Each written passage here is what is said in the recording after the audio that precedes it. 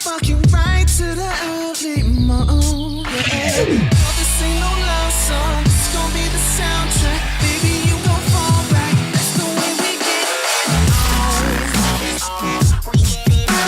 What is going on YouTube? This is Cubs360 here, and guys, I am back at school. I'm now in year 11, senior school, preparing to do my preliminary HSC. So it won't be like in the holidays where I get to upload a lot more. I'll probably be uploading about a few times a week. But anyway, let's get straight into the news. So firstly, Microsoft plans to do away with the restrictions on developers in the fact that they are restricted from using 8 or literally 10% of the GPU because that 10% was dedicated to Kinect.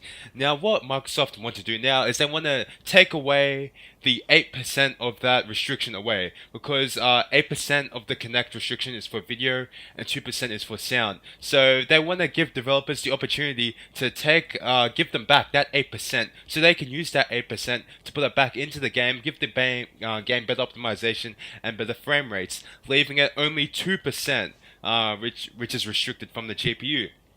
Now this is good.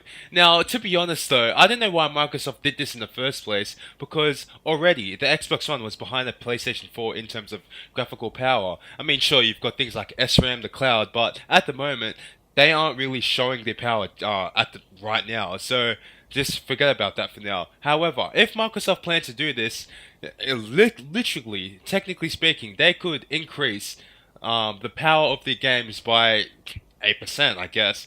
However, it won't necessarily translate like that. It doesn't work like that. It could be more of a percentage, could be less of a percentage. We truly don't know.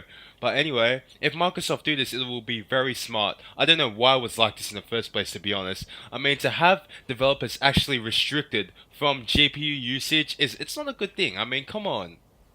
That's not very nice, especially considering most devs, like, especially indie devs, or even the AAA devs, people like, Activision, they don't use, like, Call of Duty Ghosts with Kinect. They just don't. They don't use the video capability of it.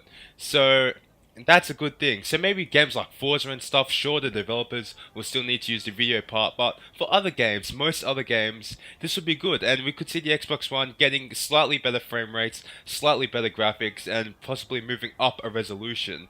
However, the difference probably won't be that drastic, though it's good. It's nice that Microsoft is listening to their developers. It's a very big turnaround from what they did at the start. However, getting back to that, what they did like first with all the DRM and shit, I think they kind of should have gone through with it. Now you guys might be a bit shocked, but honestly, had they gone through with it, I don't know. It might have been really bad at the start, but I think people would have gotten used to it. Now, I'm not saying that we're heading towards, or like soon heading towards a full era of just gaming from the cloud, because that won't be happening for a while. Having your machine right there playing offline, that's going to be lasting a very long time. However, I think this is a step in the right direction.